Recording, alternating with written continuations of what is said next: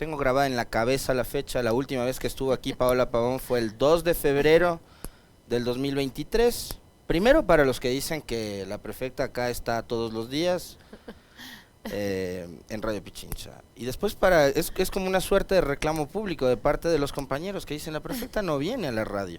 ¿Cómo está, Paola? Bienvenida, buenos días. Muchísimas gracias, Alexis. Yo también extraño Radio Pichincha. Voy a hablar con el equipo de comunicación para que podamos para que no bloqueen, visitarles, pues, claro. para que podamos visitarles frecuentemente. La verdad es que muy contentos de estar en este espacio, muy contentos de saludar a la gente que nos escucha, que nos mira, a los fieles seguidores de Radio Pichincha. Me alegra saber que cada día crecemos más y también por eso Radio Pichincha siempre está en la mira. Eso es algo que me gusta y no me gusta al mismo tiempo. Oiga, prefecta, un breve balance, brevísimo, de lo que fueron los 4 años de gestión que terminaron el 13 de mayo pasado. Alexis, una gestión que ha sido reconocida por la ciudadanía a través de una reelección. Yo creo que una reelección es muy difícil, es complicada, es más difícil que una elección, porque la elección termina siendo una apuesta, pero la reelección significa continuar. Y yo creo que la ciudadanía nos ha enviado un mensaje muy fuerte, y ese mensaje es que necesitamos gobiernos locales, como lo ha hecho Pichincha, muy cercano a la gente. Es casi un referendo ratificatorio, ¿no? Así es, una gestión muy cercana a la ciudadanía y sobre todo en el eje social. Yo siempre lo dije, Alexis, y les digo a mis compañeros que ahora están a cargo de las prefecturas y de las alcaldías. Este es un momento muy difícil en donde, más allá de a quién le toque la competencia, que a veces puede ser un limitante, que a veces es un limitante en la práctica, tenemos que tratar de avanzar, estar muy cerca de nuestros ciudadanos, de nuestras ciudadanas. Pichincha Humana jugó un papel clave en estos 4 años de gestión. Nuestras ferias de salud gratuitas llevaron algo de aliciente en el tema de salud a los sectores más alejados de Quito, a los sectores más alejados de Pichincha. Guarmi Pichincha, que se ha vuelto insigne. Hoy estamos ya asesorando y acompañando a varias provincias que van a arrancar con Guarmi. Por ejemplo, Guarmi Imbabura se está preparando. El 25 de este mes vamos a estar en la provincia de Imbabura sellando ya el compromiso para la asistencia técnica de Guarmi Imbabura en la fecha de provincialización de Imbabura. Nos han invitado para suscribir este convenio. De la misma manera, otras provincias y otras municipalidades también lo han solicitado. Entonces, una gestión, Alexis, sin duda que ha atendido las competencias que tiene un gobierno provincial, un nivel intermedio de gobierno, pero también muy enfocado en lo social.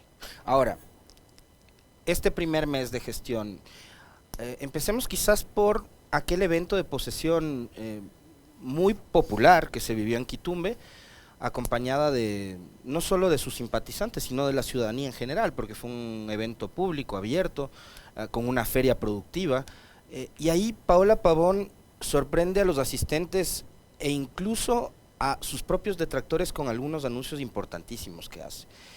El uno tiene que ver con asistencia médica para mujeres que son madres, que no tienen ingresos y que no tienen cobertura médica. Mire, este es uno de los programas que ofrecimos en campaña. Nosotros habíamos trabajado mucho en construir el modelo y lo logramos, y nuestro anuncio fue en la posesión que el programa de atención médica para mujeres que no tienen ingresos, que no tienen ningún tipo de seguros, estaba listo y de hecho está funcionando. Agradecer mucho el trabajo que está haciendo Pichincha Humana, porque una vez que lo lanzamos, inmediatamente las mujeres empezaron a inscribirse. Esta atención la estamos dando en 2 centros de salud, en el sur de Quito, en el centro del Beaterio, y en el norte de Quito, en el centro de Cotocollao. ¿Y por qué pensamos en estos 2 centros? Primero, porque nos permite abarcar la ciudad de Quito en toda su extensión de sur a norte, y segundo, porque son centros en donde todavía nuestra capacidad de atención nos daba un parámetro como para colocarlos como los centros de atención para este seguro.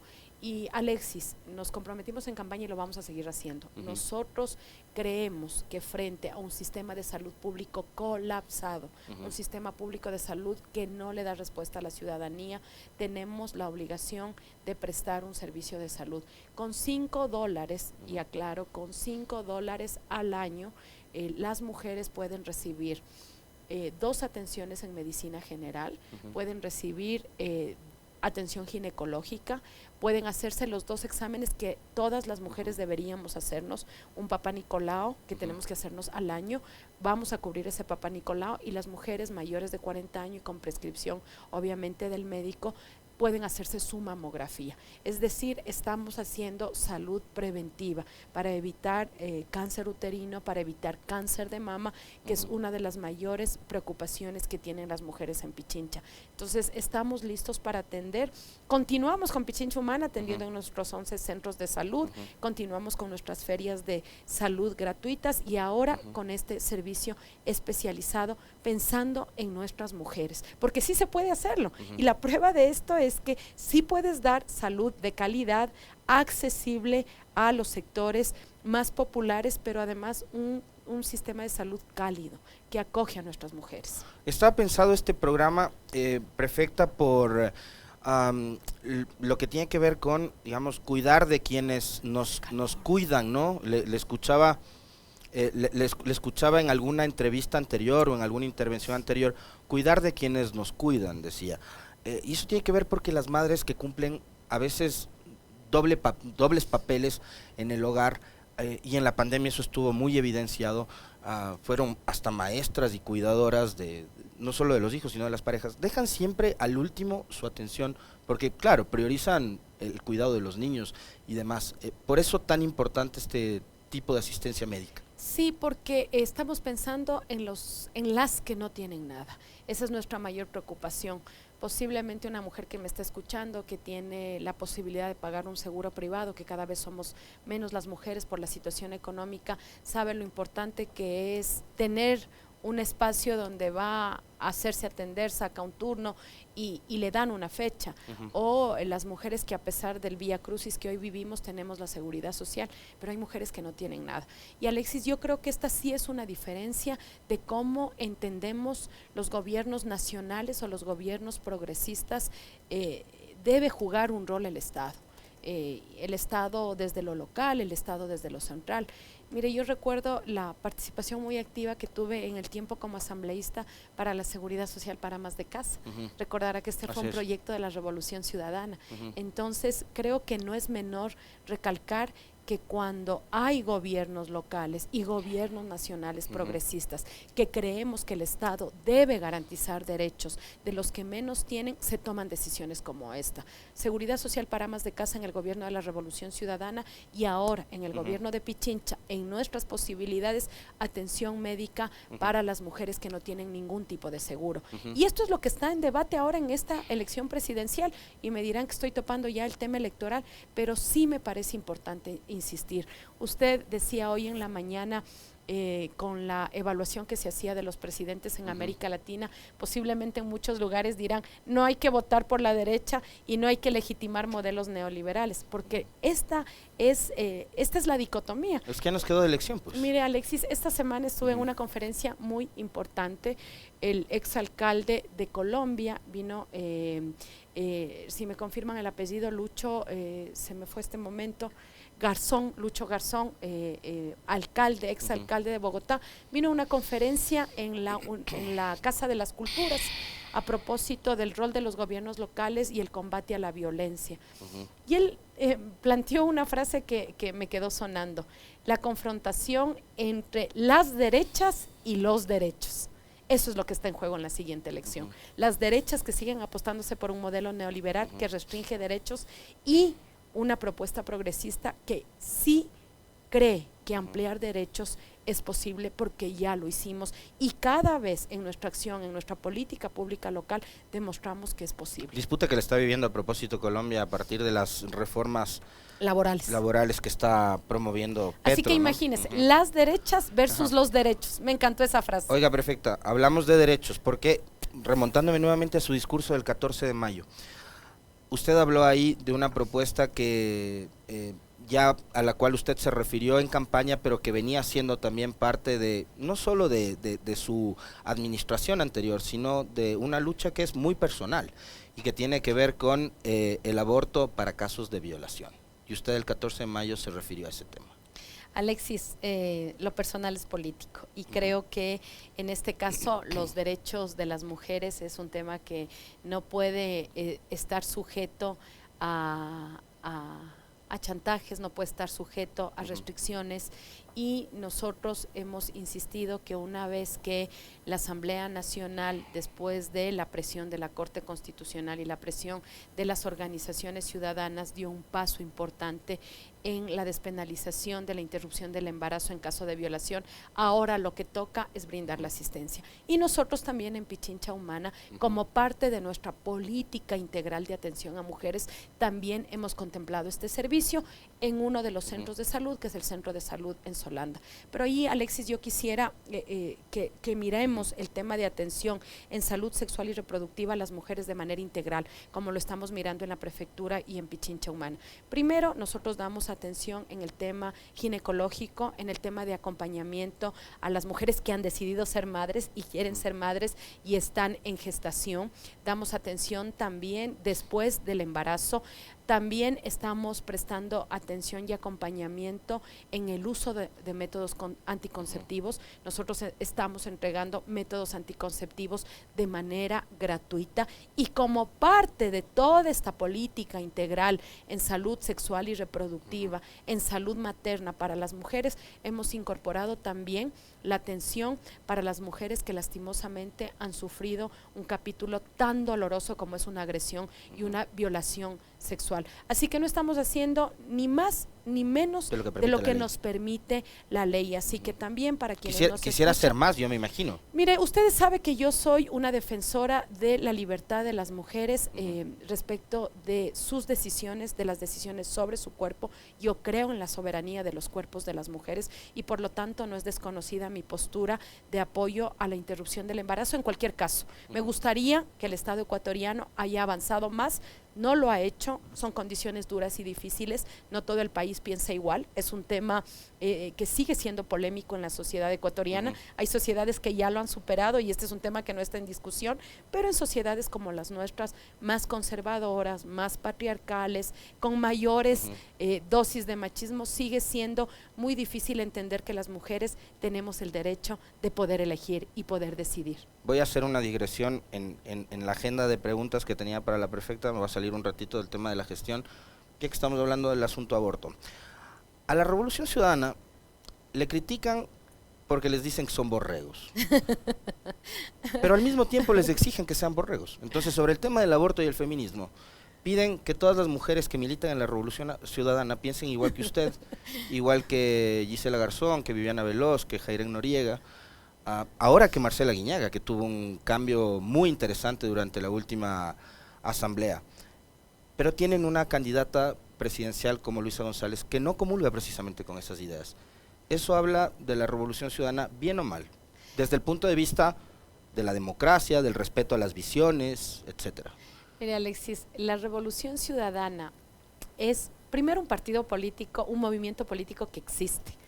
En esta última elección hemos visto candidatos y candidatas que no sabemos qué representan. ¿No? En partidos de alquiler. Un movimiento político representa una forma de entender la vida y un movimiento político representa lo que es la sociedad ecuatoriana.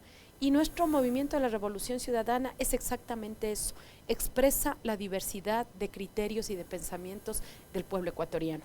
Mire, yo soy una correísta, porque además lo digo con muchísimo orgullo, soy una correísta feminista y somos una categoría que existe en el correísmo, pero todos conocemos el pensamiento respecto de este tema de nuestro compañero Rafael Correa, y en este caso usted ha señalado la postura de la candidata a la presidencia, Luisa González, mi compañera, a quien quiero, y además quiero decir que como mujer de la Revolución Ciudadana me siento muy orgullosa que nuestra organización política sea la única que plantee que una mujer lidere ese binomio. Hoy todos han tenido que cumplir la equidad de género en el binomio por obligación. Nosotros lo estamos haciendo por convicción, porque además las mujeres en la Revolución Ciudadana jugamos un papel preponderante, no de ahora, desde que llegamos, porque fue parte de la irrupción que hicimos. Una Gabriela Rivadeneira, presidenta de la Asamblea, muy joven, antes de cumplir los 35 años, perfiles muy fuertes. Una mujer ministra de Defensa por primera vez. Mujer ministra de Defensa, varias mujeres que estuvimos en la cartera. Yo tuve que asumir también la Secretaría de la Política después de varias mujeres con perfiles muy altos, como Doris Solís, la misma Viviana Bonilla. Siempre las mujeres jugando un papel fuerte. Y mire, a mí me gustó muchísimo cómo Luisa González está enfrentando este tema. Primero, señalando que sus convicciones personales no son las que van a determinar las decisiones y la política pública. Y eso me parece fundamental, porque Luisa, como buena manabita, recoge el principio de laicidad a carta cabal. Mis principios no determinan la política pública y, por ejemplo, su compromiso de no retroceder en un tema difícil en el cual ella ha mantenido una postura firme, una postura pública, una postura valiente. No es que ahora que es candidata cambia de postura y se acomoda. No, las convicciones son las convicciones. Lo importante que ha señalado es que no va a retroceder. Y eso para nosotras, para las mujeres, es muy valioso. Me encantaría que pensemos igual y seguramente Luisa estaría muy, muy alegre de que yo pensara como ella piensa, pero así es la revolución ciudadana. Pensamientos distintos, diferentes, pero colocando siempre el bienestar común, el bienestar de las mujeres y entendiendo que la política pública va de manera diferente a las convicciones que podamos tener. Y ahora que estamos hablando de eso, ya voy a volver al tema de la gestión, pero un comentario muy breve, además, si usted quiere referirse a eso, vale la pena también escucharle, ¿no? Ayer veía un corto de una entrevista de Luisa González, no solo mujer, no solo con una gran trayectoria en la administración pública, etcétera, sino también madre soltera. Y madre adolescente, madre soltera, una mujer que ha sacado adelante a sus hijos, a su familia, y eso es lo importante. Conversaba ayer con una ciudadana y me decía, me ha sorprendido quién es la candidata, que es Luisa. Mientras las autoridades se parezcan más a quienes tienen que elegir, créame que tenemos garantizado gobernantes y mujeres y hombres que van a gobernar, que sienten lo que siente la gente común y corriente. Por eso, mientras más se parecen los gobernantes a sus pueblos, mejores condiciones enfrentan esos países. Así que eso es Luisa. Luisa es una mujer común y corriente de esta patria, que ama profundamente a sus hijos, que quiere un país distinto para sus hijos y por eso es nuestra candidata. Muy bien, volvemos nuevamente al tema de la gestión, después vamos a seguir hablando y analizando la coyuntura con la prefecta.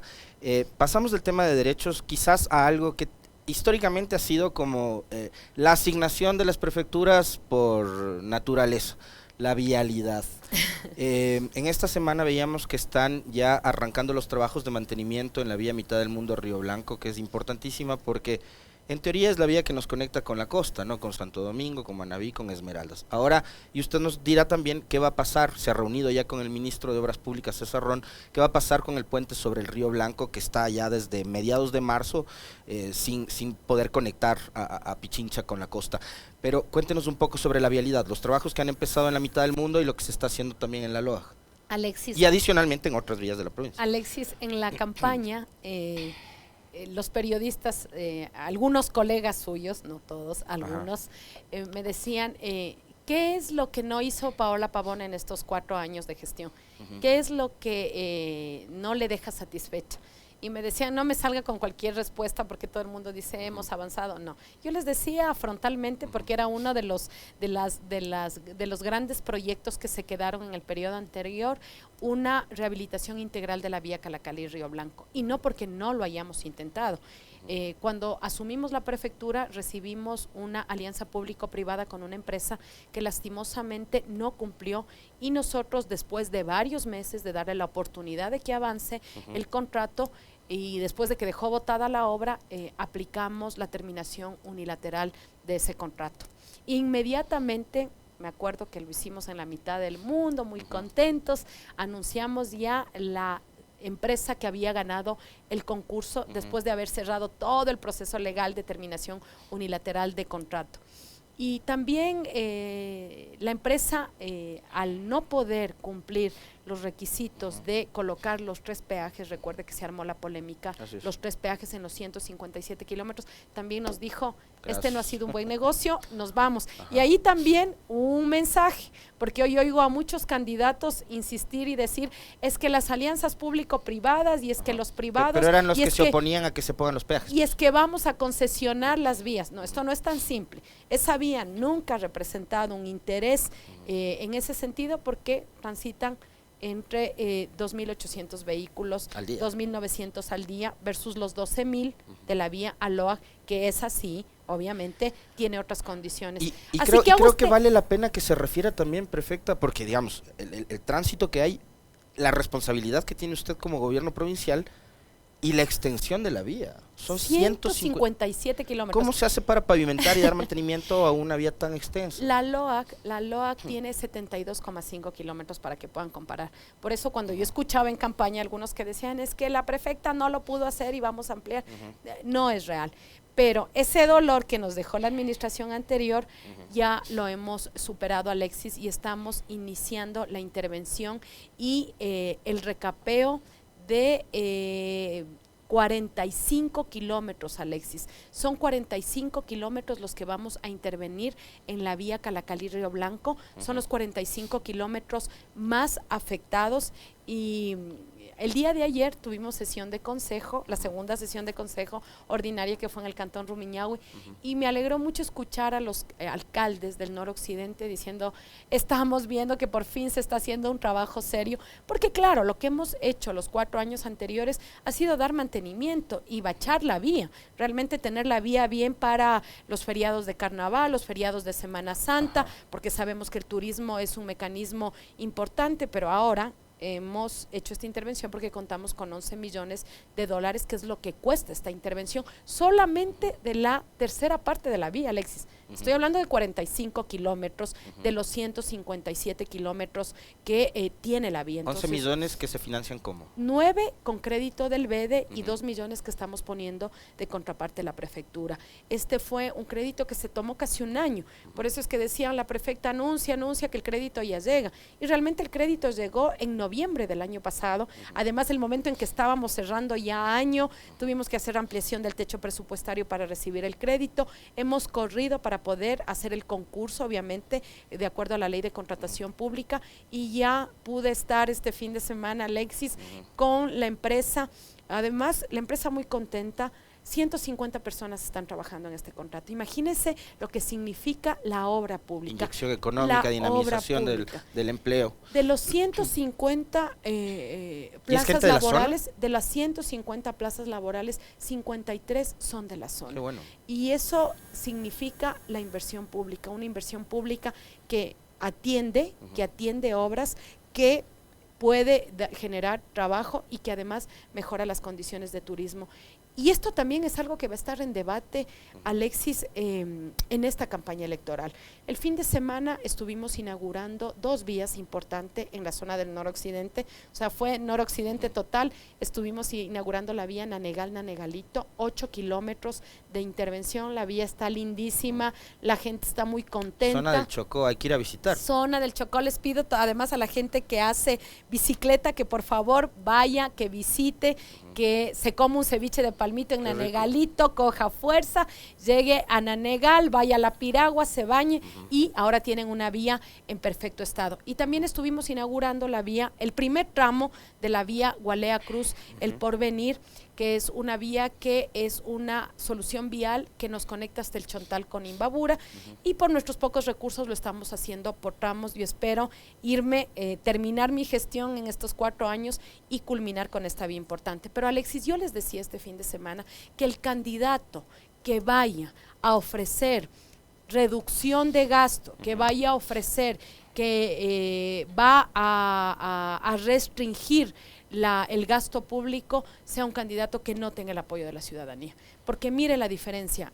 Ahora, además, a propósito del CONGOPE, en la primera reunión extraordinaria de prefectos, la reunión que fue con el ministro de Transporte y Obras Públicas, presentamos la información de la red vial nacional, no la información que nos da el gobierno, sino la información que se levantó desde las 23 prefecturas. hemos identificado 80 puntos de colapso de la red vial nacional. Ojo, la red vial nacional es responsabilidad del gobierno nacional. ¿Y sabe por qué la red vial nacional está en ese estado? Sacamos un comparativo de la inversión en los últimos 13 años. Mire, en el año 2013, en el gobierno de la Revolución Ciudadana, del que fui parte y me siento muy orgullosa, la inversión fue de 1.650 millones. La gente que nos escuche le pido que reflexione sobre este dato. 2013, para la red vial nacional, el gobierno de la Revolución Ciudadana invirtió 1.650 millones. ¿Sabe cuánto se va en este año invirtiendo Lazo? 243 millones. 1.650 versus 243. ¿Cómo no vamos a tener el país colapsado? Es entendible que no hubo mantenimiento permanente, no hubo mantenimiento periódico. 6 años que las vías estuvieron olvidadas. 6 años que no hubo mantenimiento en las vías. Una vía tiene que tener mantenimiento permanente, limpieza de cunetas, limpieza de alcantarillas, revisión de taludes. Y adicional a eso el mantenimiento periódico que tiene que hacerse cada 5 años. No se hizo una inversión, decreció la inversión en la red pública, en la red vial nacional, el 80%. Entonces ahora entendemos por qué tiene un país en Sierra Centro colapsado, por qué tiene un país que está a punto de dejar a la Amazonía incomunicada, por qué tiene las vías principales de este país en el estado que está.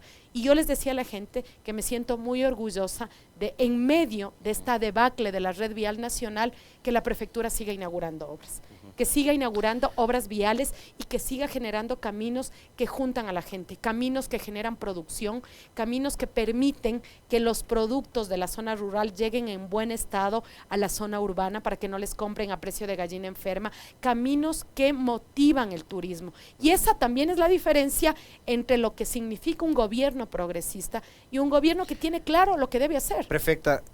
Para cerrar el capítulo vialidad e irnos ya al ámbito más nacional a partir de su elección como presidente del CONGOPE. En campaña 2019 y ahora en 2023 se ofreció el proyecto El Arbolito, entiendo ahora proyecto bicentenario que pretende unir el Valle con Quito. ¿Qué va a pasar ahí? Ahora teniendo la ventaja de que usted tiene un alcalde en la capital que es de su línea política, que es de su partido, que es Pavel Muñoz. Mire, hablando del rol del municipio, yo quiero reconocer además públicamente este fin de semana la Avenida de los Conquistadores, que es la avenida que desde Guápulo junta, para que la gente que nos escucha se ubique, la avenida que conecta el sector de Guápulo con la Ruta Viva, sufrió una afectación muy grave por el invierno, por la acumulación de agua, y tuvimos un alcalde de Quito ya en la zona iniciando los trabajos, y mire, da la casualidad que un tramo de eso es rural. En otro momento habríamos tenido un municipio diciendo, eso no es mi competencia. O echándole la culpa al anterior. Eso no es mi competencia, y entonces no importa de quién sea la competencia. Mientras yo estaba en el noroccidente de Quito inaugurando obras, el alcalde estuvo presente, y el día martes tuvimos una reunión entre los síndicos tratando de resolver más allá de la competencia. Nos han pedido la concurrencia, así que está avanzando. Esa es la diferencia cuando hay una articulación. Y para nosotros el proyecto bicentenario no solamente es una necesidad que la demanda Quito, también la demanda Rumiñahui. El día de ayer que estuve en el cantón Rumiñahui, estamos haciendo sesiones de consejo en los cantones, porque eso también mueve, dinamiza, nos permite estar con los ciudadanos, con las ciudadanas de cada cantón. La primera fue en Cayambe, ahora estuvimos en Rumiñahui. El alcalde de Rumiñahui me decía, prefecta, cuente con todo nuestro apoyo y nuestro contingente para que eso sea una realidad. ¿En qué estado estamos, Alexis? Recibimos ya los estudios definitivos, que eso también era otra falacia, que decían, los estudios dejó haciendo la administración anterior y Pavón no ha avanzado.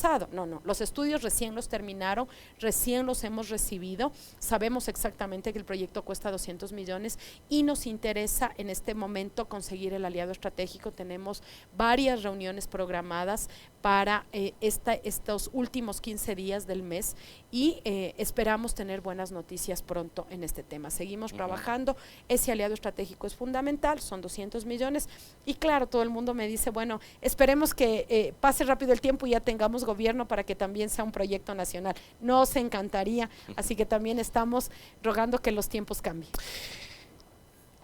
Con la renovación de los gobiernos locales viene también la renovación de estos organismos, CONGOPE, AME, CONAGOPAR, etcétera. Y en mayo se elige a la nueva presidenta del CONGOPE y termina siendo Paola Pavón elegida presidenta de este organismo, que es un organismo del que poco y casi nada se escuchó en los últimos años. ¿Con qué visión llega Paola Pavón a presidir este consorcio de las prefecturas del país? Son 23 en total.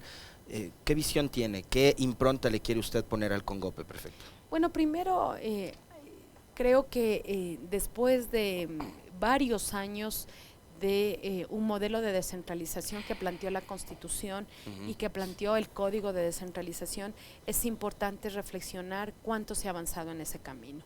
Yo creo que podemos profundizar más, que es momento de avanzar. Hay algunas competencias que no han sido entregadas en su totalidad, por ejemplo, una de esas es la del riego.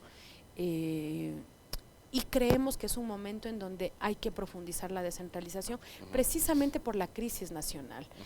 Yo siento que este es un escenario muy parecido al de los finales de los 80, de los 90, donde hubo tanto conflicto desde lo nacional. Si no habríamos tenido municipios, prefecturas, créame que el país se caía a pedazos. Desde la pandemia, ¿no? Y ahora, Alexis, es el sentir de los alcaldes, de las alcaldesas, de los prefectos y de las prefectas. Somos los que estamos poniendo el pecho a las balas y estamos enfrentando, más allá de nuestras competencias, las necesidades de la gente en territorio. Entonces, ¿qué necesitamos, Alexis? Profundizar ese modelo de descentralización, caminar hacia allá y hacer lo mínimo que tiene que hacer un CONGOPE, defender los recursos de los gobiernos provinciales, que no son los recursos del prefecto o de la prefecta, son los recursos para que las obras puedan llegar.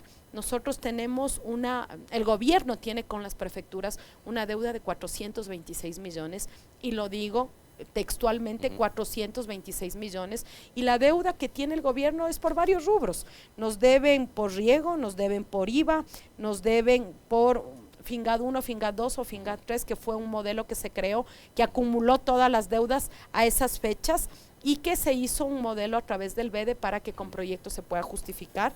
Nos deben del dragado a las provincias que hacen dragado, las provincias de Guayas, de Los Ríos, del Oro, de Manabí. Nos deben a las prefecturas amazónicas por la Ley de Desarrollo Amazónico, y hay una deuda histórica de las acciones de las empresas eléctricas. Todo esto nos suma 426 millones, y lo que nosotros queremos hacer, como yo lo he dicho, de forma respetuosa pero sí firme. Creo que mi tarea como presidenta del CONGOPE es insistirle a este gobierno, y obviamente también en el siguiente, que los recursos que nos debe el gobierno central deben llegar a los gobiernos locales, porque ahí están las obras. Y mire usted, Alexis, estos pocos días al frente del CONGOPE hemos llevado 2 reuniones importantes, una con el EMETOB y el día de ayer una con el BEDE, diciéndoles, se viene el fenómeno del niño.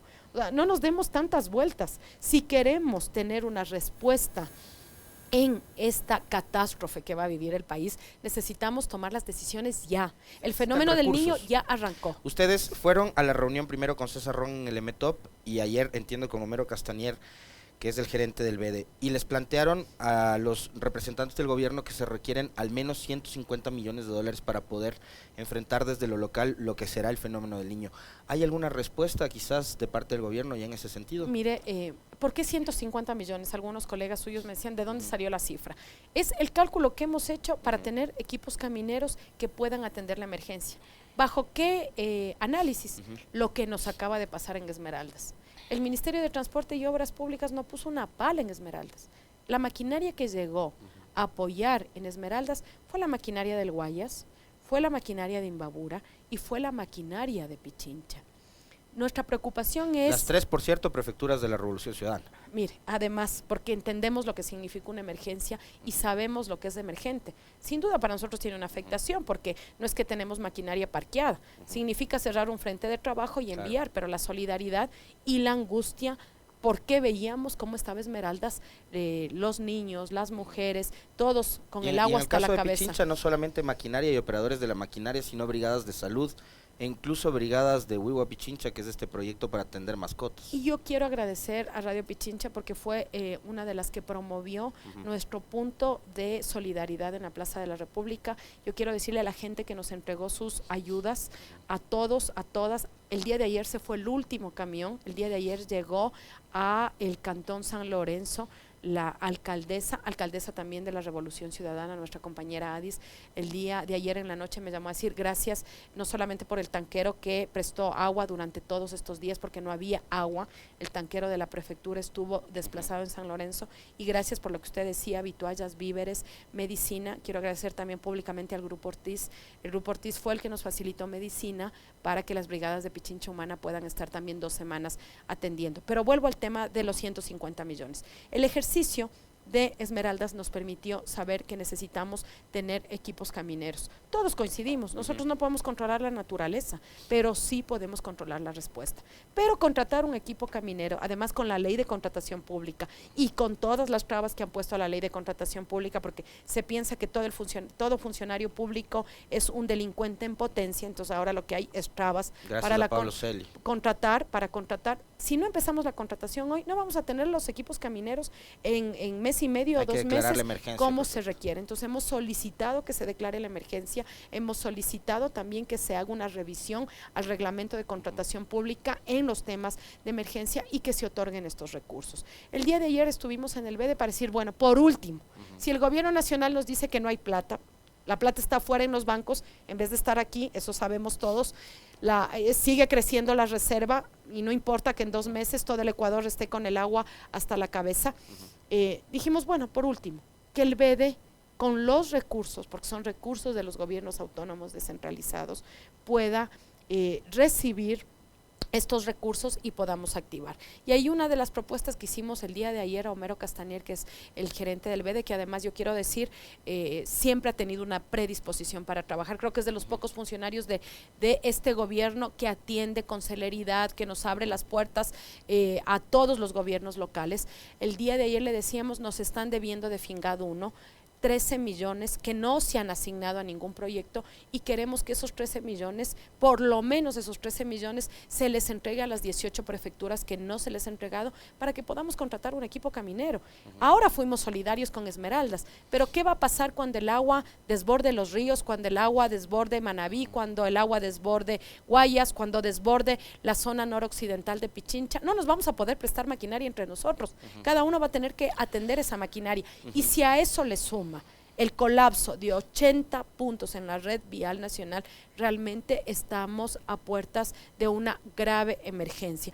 Esto será lo que compartiremos el día, aprovecho para comentarle a Alexis, el día viernes se nos ha invitado como presidenta y vicepresidente del CONGOPE a una reunión del COE nacional, se nos ha señalado que estará el presidente de la República, y este es uno de los temas que comentaremos. No tengo confirmación en dónde será, solamente llegó la convocatoria el día de ayer, y este será uno de los temas que trataremos. Y de los temas de Pichincha sí me permitiré insistir en lo del Río Blanco. Es inaudito, inaudito. El señor presidente se comprometió conmigo telefónicamente, hizo una grabación en el helicóptero y dijo que en el menor tiempo posible ese puente iba a estar colocado sobre el Río Blanco. Bueno, hasta la fecha, el día de ayer, el consejero de Puerto Quito reclamaba en el consejo y decía, prefecta, le pedimos a este consejo que se pronuncie porque nuestros niños y nuestros habitantes siguen pasando en este río torrentoso, en este río muy peligroso, siguen atravesando en canoa. Sigue la provincia de Pichincha desconectada de Manabí, sigue sin conexión con la Concordia, sigue sin conexión con Esmeraldas porque no se ha dado la solución.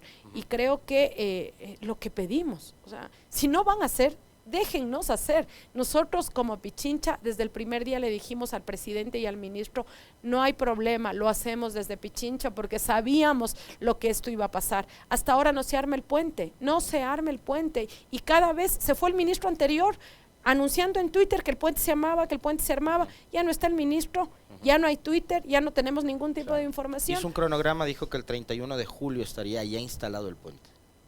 Todavía no arman nada. Todavía no arman nada, y por si acaso, no arman nada en la zona de Puerto Quito y no arman nada en la zona de la Concordia, no arman nada. Entonces no solamente es la información de Pichincha, sino también es la información corroborada desde el otro lado de la... Si mal no recuerdo, Brian Espinosa, nuestro compañero, estuvo hace algunos días haciendo cobertura in situ en Puerto Quito, y la gente recordaba que el ofrecimiento del presidente Lasso fue instalar el puente en 45 días. estamos Es más, ya pido al equipo que me cerrando recuerde junio. cuántos días van. Ujú. 98 días. Hoy es el día 98 que Pichincha Vale. está incomunicado. Bien, se nos va terminando el tiempo, de hecho ya son las 9, pero no quiero dejar pasar este capítulo de elecciones express, ¿no? Nos agarra este proceso electoral del 20 de agosto de sorpresa, porque no estaba en el presupuesto de nadie, creo, después del decreto de muerte cruzada. Vamos a elegir gobierno, pero también asamblea. ¿Cuál es el mensaje que Paola Pavón le da, no únicamente a la militancia de la Revolución Ciudadana, sino a la provincia de Pichincha y al país en general, en este escenario tan conflictivo que vive el país? Probablemente el momento más violento de nuestra historia, y que nos ha llevado a vivir escenas espantosas. Yo hacía un recuento ahí en la mañana sobre lo último que sucedía en las cárceles. Esto es pan de todos los días: matanzas, masacres en las cárceles, inseguridad en las calles, y un gobierno que se va a la mitad de su periodo completamente fracasado. Alexis, el país que hoy tenemos es la consecuencia de un Estado ausente. Cuando el Estado deja un vacío, ese vacío es copado por alguien. Yo creo que entre las pretensiones iniciales que tenían con su política neoliberal es que el mercado cope ese vacío del Estado, pero no copó el mercado, copó el crimen organizado. Y yo insisto, no estamos viviendo una crisis de inseguridad, esto es más profundo, es el crimen organizado que se ha tomado el Estado y estamos en un punto de no retorno. Por eso la decisión valiente de ese juicio político que termina desencadenando la muerte cruzada, porque no es que se va por demócrata, no, se va porque estuvo a punto de ser destituido, esa es la verdad. Entonces, este momento es un momento muy importante para el país. Este año y medio tenemos que recuperar el Estado, volver a institucionalizar nuestro país y recuperar tres cosas, Alexis. Y yo lo que les quiero decir a los ciudadanos de Pichincha es que a los candidatos que ahora están terciando para la asamblea, que van a terciar para la presidencia de la República, hay que averiguarle qué va a hacer. Este año y medio, ¿qué requerimos, Alexis? Requerimos recuperar el Estado y volver a tener condiciones de seguridad, pero una seguridad real, no una seguridad que sea sin recursos, sin municiones, sin chalecos. A mí he visto varias veces la entrevista en Teleamazonas del señor Paredes, cuando les dice, pero cada vez que vienen dicen que van a comprar los chalecos y que van a comprar los patrulleros. ¿Cuándo compran? Ya, esa es la realidad de este país y eso es lo que hay que cambiar. Seguridad. Segundo, Alexis, hay que hacer inversión. Inversión en tres cosas: la red vial nacional. Necesitamos recuperar las carreteras, recuperar la conectividad en el país, necesitamos recuperar los hospitales, inversión en los hospitales, inversión en los equipos de los hospitales que dejaron dañar, compra de medicina para que nuestros ancianos, nuestros abuelitos no estén muriendo por falta de atención médica, para que los niños que tienen enfermedades terminales no mueran porque no hay atención del Estado. Necesitamos inversión en las escuelas y en la infraestructura educativa. Alexis, cada vez más son los profesores que se me acercan. Hoy que estuve en el noroccidente, todas las escuelitas: prefecta, ayúdanos con el cerramiento, con los vidrios, con los focos, con el patio, con los pupitres. Necesitamos un gobierno que invierta en las escuelas y en educación, Alexis, y necesitamos un gobierno que genere trabajo. Estas son las cosas que hay que hacer. Pregúntele a su candidato, pregúntele a los candidatos a la asamblea, al binomio presidencial, si esta es la hoja de ruta. Esto es lo que necesitamos en este año y medio y ojalá esto se resuelva el 20 de agosto, porque el país no puede esperar más. Un gobierno con una fuerte mayoría legislativa también, porque vimos lo que pasó con un gobierno que no tenía una hoja de ruta política, que no tenía un operador político y que tenía una asamblea en contra. Mira, Alexis, la gobernabilidad es fundamental para avanzar.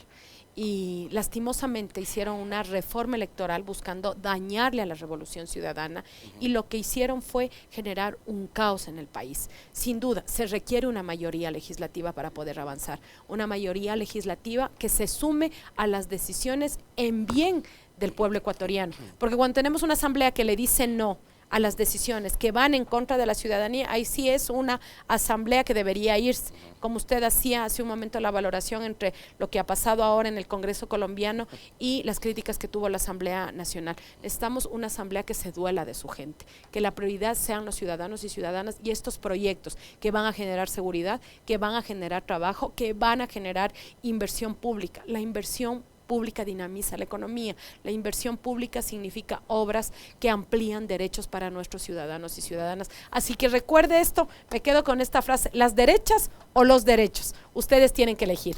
Muy bien, le quiero agradecer a Paola Pavón, prefecta de Pichincha, presidenta del Congope, con quien hemos hecho una valoración de lo que fue el periodo anterior en la prefectura, lo que se espera para el nuevo y también cuáles son sus expectativas como presidenta del Consorcio de Gobiernos Provinciales del Ecuador. 9:05.